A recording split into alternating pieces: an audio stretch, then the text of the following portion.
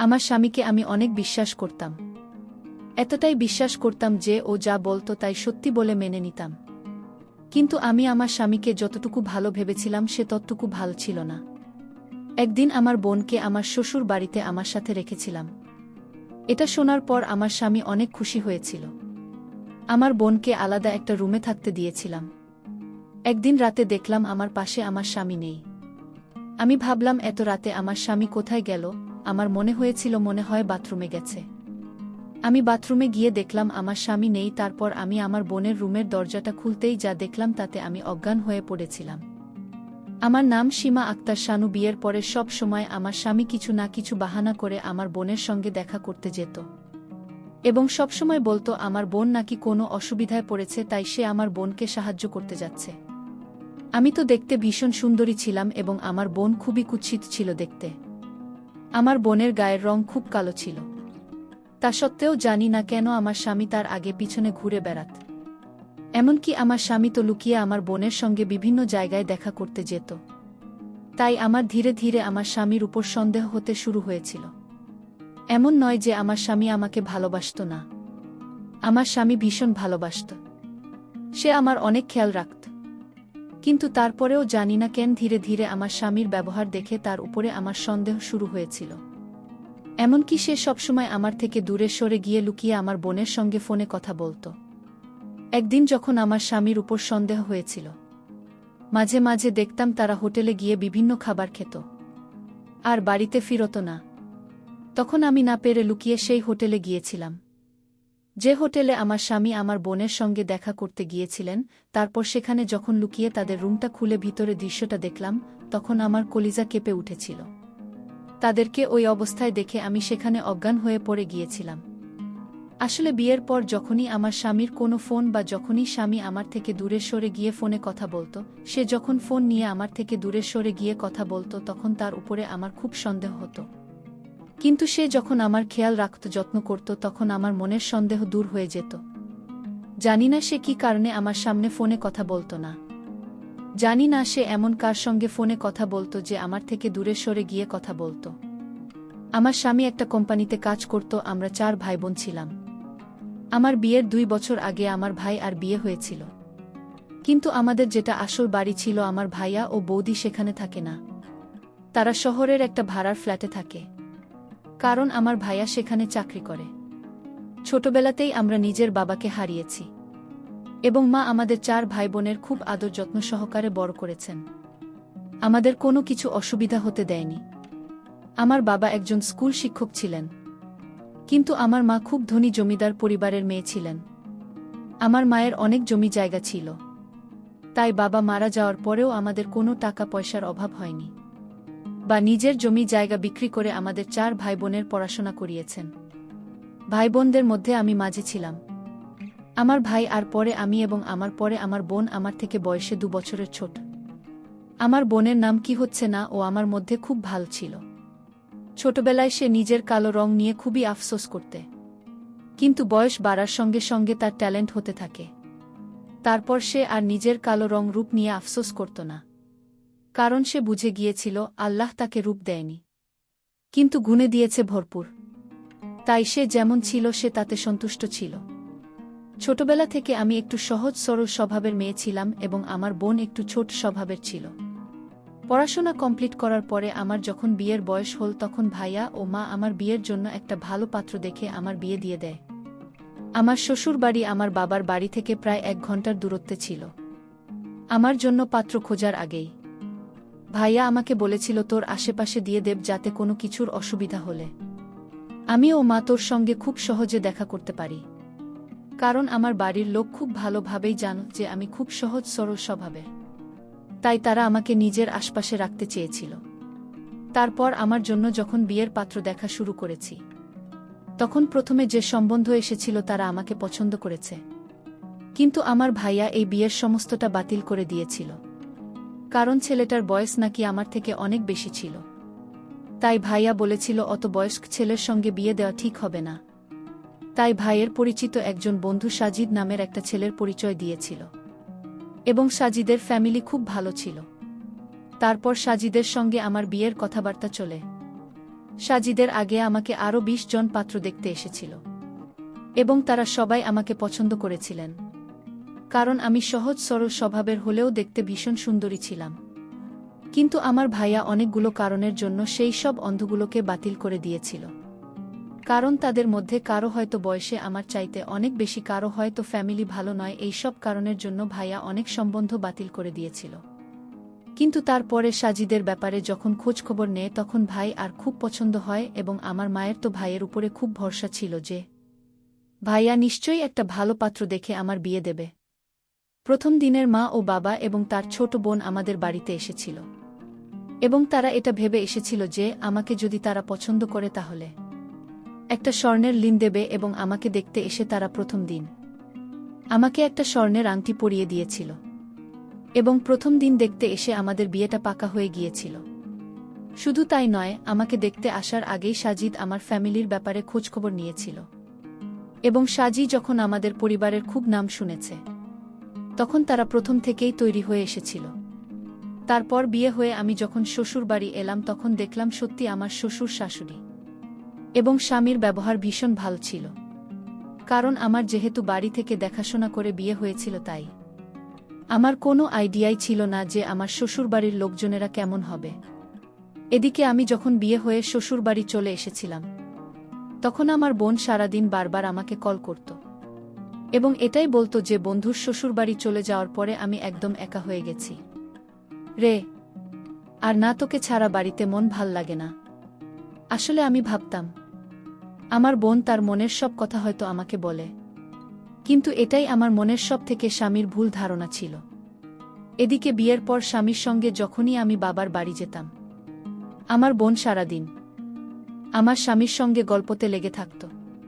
প্রথমে তো আমার এই বিষয়গুলো খুব একটা খারাপ লাগতো না, কারণ আমি জানতাম আমার বোন লোকজনের সঙ্গে খুব গল্প করতে ভীষণ ভালোবাসে এবং সে তার একমাত্র স্বামীকে পেয়ে হয়তো ভীষণ খুশি, তাই সে সারাক্ষণ তার স্বামীর সঙ্গে গল্প করতে ব্যস্ত থাকত।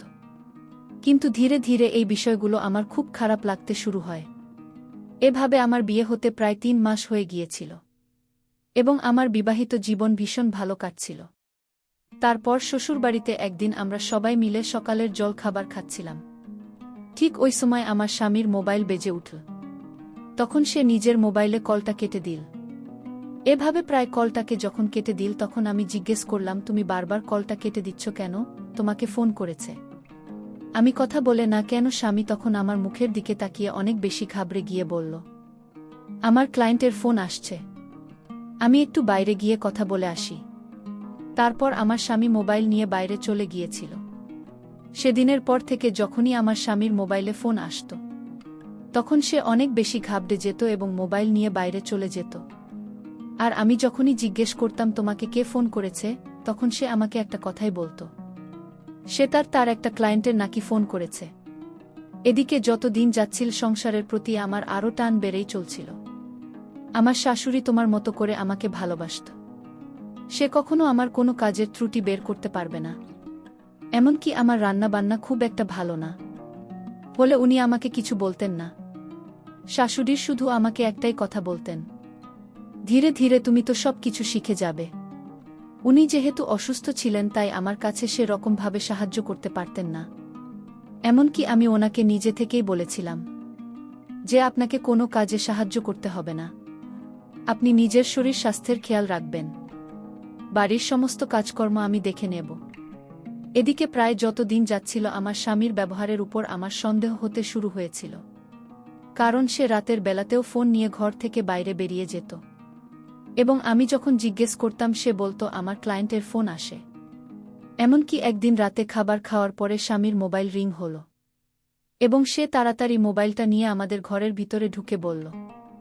আমিও তখন টেবিল থেকে উঠে চুপচাপ আমার ঘরের পেছনে গিয়েছিলাম এবং আমি দরজার বাইরে লুকিয়ে দাঁড়িয়েছিলাম এটা শোনার জন্য যে আমার স্বামী ফোনে কার সঙ্গে কথা বলার জন্য সবার থেকে আড়ালে ঘরের ভিতরে ঢুকল। স্বামী জানত না যে আমি দরজার বাইরে দাঁড়িয়ে আছি। তারপর আমি যা শুনতে পেলাম সেটা শুনে তো আমি কনফার্ম হয়ে গিয়েছিলাম যে আমার স্বামী নিশ্চয়ই কারো সঙ্গে সম্পর্ক রয়েছে, কারণ আমার স্বামী তখন যেভাবে কথা বলছিল তাতে বোঝাই যাচ্ছিল সে নিশ্চয়ই কোনো মেয়ের সঙ্গে কথা বলছে। স্বামী তখন ফোনে বলছিল, তুমি চিন্তা করছো কেন, আমি তোমার সঙ্গে আজকে দেখা করব।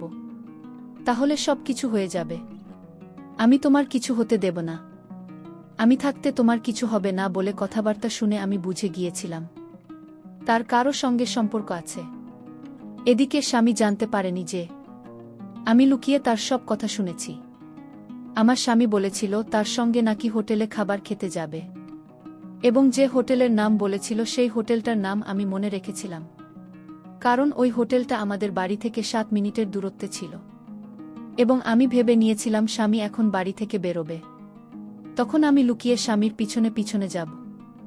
রাতে জানতে পারি যে আমার স্বামী কার সঙ্গে লুকিয়ে দেখা করতে যায়। সবকিছু শোনার পরে আমি নিজের চোখের জল পড়া বন্ধ করতে পারিনি। তখন আমার মনে হয়েছিল আমার স্বামী কি তাহলে আমাকে ভালোবাসার নাটক করছে। তার পরের দিন সকালবেলাকে ফোন করে সব কথা বলেছিলাম যে বেশ কিছু দিন থেকে আমার স্বামী লুকিয়ে ফোনে কারো সঙ্গে কথা বলে। আমি যখন কান্নাকাটি করছিলাম তখন রানু আমাকে ফোনে অনেক বুঝিয়েছিল।